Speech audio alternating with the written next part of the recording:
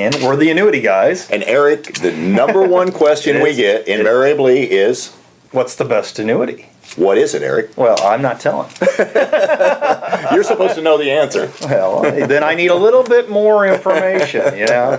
Isn't that the truth, though? Yeah, and obviously, you're at the site. People here watching this video are interested in annuities. Right. They want to know, right, you know, how can they grow their money safely, probably. Yes. Maybe they want income for life.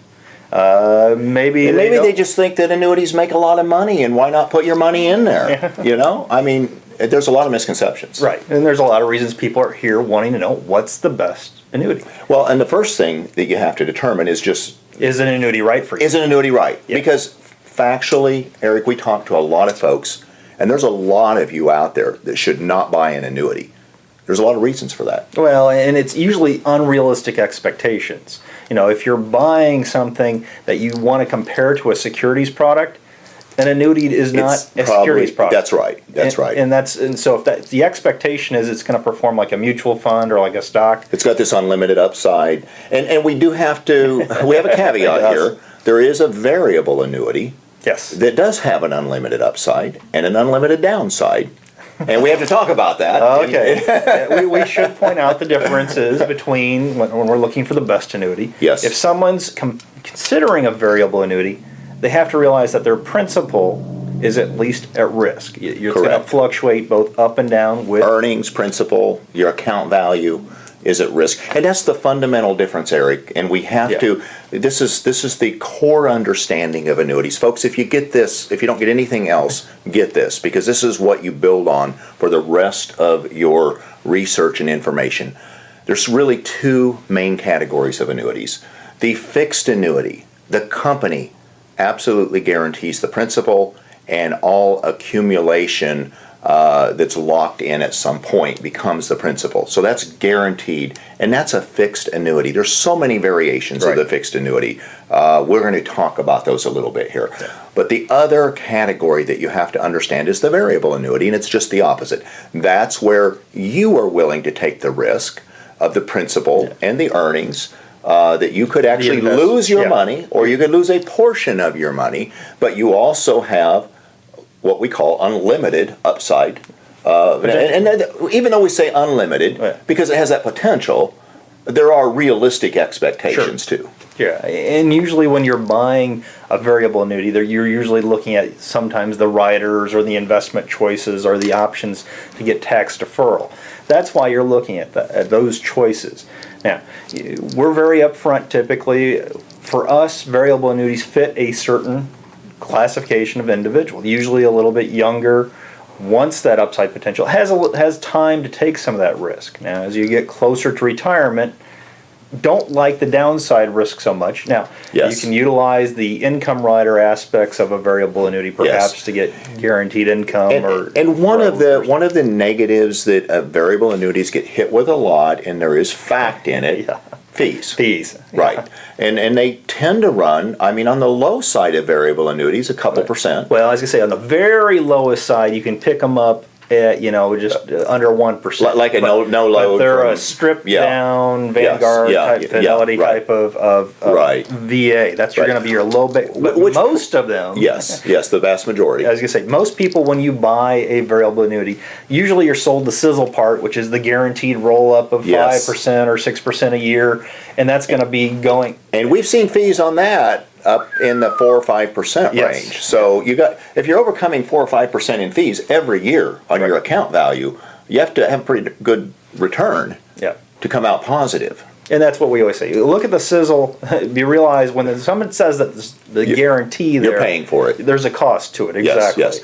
And on the flip side, when we go to the fixed annuity, they have some sizzle. Oh yeah, you have to usually. They have some guarantees. They usually have and this is where we start talking about hybrids and the fixed index aspect. You'll get some guaranteed growth components there along that same kind of 5, 6, 7% in today's economy, in today's annuity world. Yeah, that have those same types of options, but usually there's a fee associated with most of those. Right. The fees tend to run quite a bit lower than the variable annuity versions. And you're also giving up some of the upside. Some of the upside potential on the cash account. Right. So if we again, just for emphasis here, Yes. Just re-summarize that the variable annuity is where the client or the policyholder takes the risk, and the fixed annuity is where the annuity company takes the risk. Yeah. Get those two categories down. Now, Eric, let's just talk about the other annuities in general. Okay. Immediate annuities are probably the one that are most commonly thought of when people think of annuities, because it's the one where you walk in and you have your savings, you give it to the insurance company. A lump sum. And they set you off basically on a salary or a distribution. Right. For either your life or a defined period. And it just breaks it down, and you have that coming in as you know what you can rely on. It's like clockwork. If we stereotype just a little bit, the immediate annuity tends to give the highest payout when you're starting the income immediately. If you're going to defer it a little bit, they can run neck and neck, even lose ground to some of the deferred annuities with the guarantees that get the income up higher as later years come along. And with an immediate annuity, typically you're starting income within you are starting income within the next 12 months. So that's where that category comes in. Now, we like to kind of think of that as kind of it's kind of a pension style plan. It is. Now, you can use multiple types of annuities, but that's one where you're starting right away, usually taking that lump sum. It's as close to a true pension as you can get, because you really are. You're giving up your lump sum. Right. It could be an IRA. It could be just a savings account. But you're putting that all, allocating that all to an annuity for an income stream. And when you're gone, or you and your spouse are gone, it's done. Yes. It's typically over unless there's another guarantee. Unless you buy one of the additional riders or incorporate that into the immediate annuity. Yes. So. Now, one thing that's become very popular that ties into similarities to the immediate annuity is the hybrid annuity, which is a fixed indexed annuity. So we'll kill two birds with one stone. So it's a fixed indexed annuity with an income rider. Yes. So you still get the income for life aspect of the immediate annuity, but you also have some other sizzle usually there for deferred growth, some other pieces that go with it. And the real hybrid aspect of it is that you do not have to give up your lump sum, your principal. And this is what people love about it, because it can get very close to the payout of an immediate annuity. It can guarantee it for life, but leaves you in majority control of the money that you have accumulated over many years, so that if something comes up. So you don't have to annuitize. That's the word, annuitize. Right. Is where you give your basically your lump sum to the company. And we've heard that many times as annuicide. Don't commit annuicide. So we're not saying that that's necessarily a bad thing. You might be a little bit lower than the immediate annuity, but very comparable. But again, you retain that majority control. So. Yes. And let me explain what we mean by majority control. Majority control, folks, is annuities have surrender charges. Typically they'll run 7 to 12 years, 14, 15 years sometimes.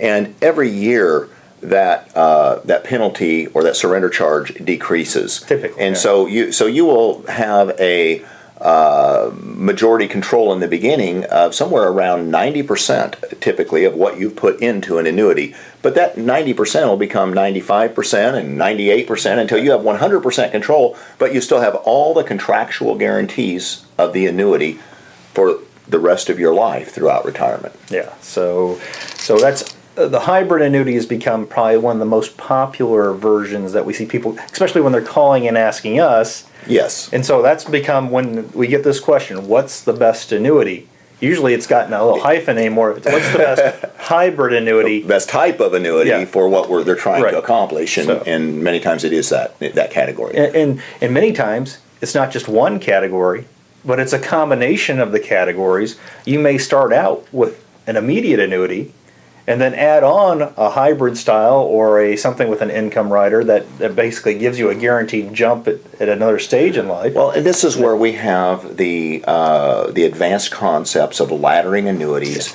We have what we refer to as separate rungs of the ladder or separate buckets that that are for certain parts of your retirement life cycle.